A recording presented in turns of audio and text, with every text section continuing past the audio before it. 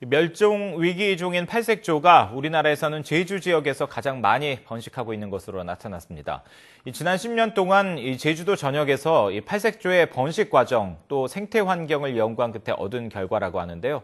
자세한 내용을 산림청 국립산림과학원 난대 아열대 산림연구소의 김은미 박사와 함께 자세히 이야기 나누겠습니다.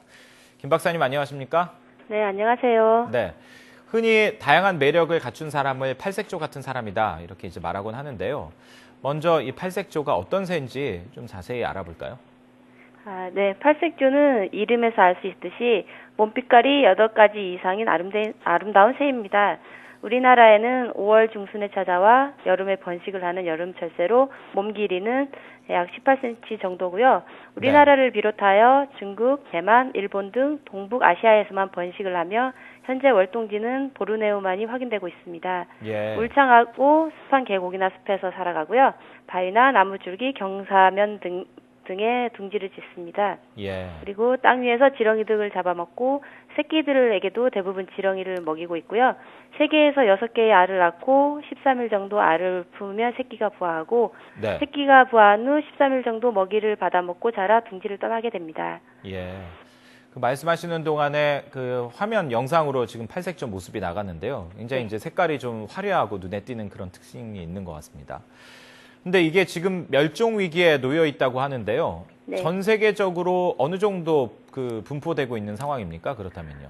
지금 전 세계적으로 10,000마리 이하의 개체가 서식하는 것으로 추정되고 있고요. 예. 우리나라를 비롯하여 중국, 대만 등 팔색조 서식지가 지금 대규모 개발로 인해서 상실되고 있거든요. 그래서 네. 개체 수가 급감하고 있습니다.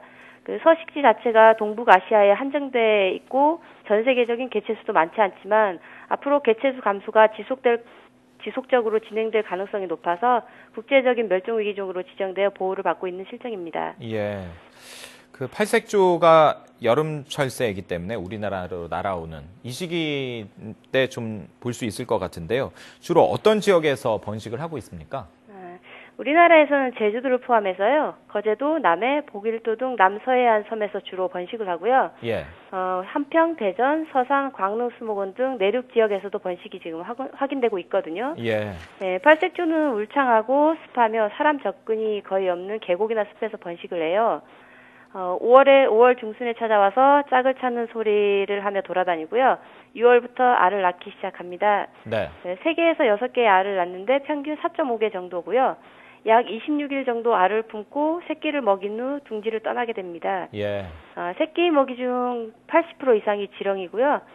번식 성공률은 약 42% 정도 됩니다. 네. 또 둥지 위치는 바위나 나무줄기 그리고 경사면 그곳에 위치하고요. 지상에서 둥지까지 높이는 0.4m에서부터 4.6m까지 다양합니다. 예. 둥지 형태는 위아래로 긴 타원형으로 세로 길이가 약 60cm고요. 가로 길이는 약 40cm, 깊이는 15cm 정도로 자신이 몸보다 훨씬 큰 둥지를 짓고 있습니다. 네. 우리나라 가운데 이제 제주도에서 팔색조가 가장 많이 발견된다고 하는데 네. 이곳이 그러면 번식하기 좋은 환경이기 때문일까요? 네. 제주도는 아직까지 계곡 주변의 숲이나 곶자왈 등 울창한 숲이 많이 남아있는 상태거든요. 네네. 그리고 이들 숲들은 하층에 식물이 거의 자라지 않고 낙엽층이 두꺼워요. 그래서 지렁이 등 먹이가 되는 자원이 많이 있고요. 네네. 또 시야 확보가 용이해서 먹이 잡기도 쉽습니다.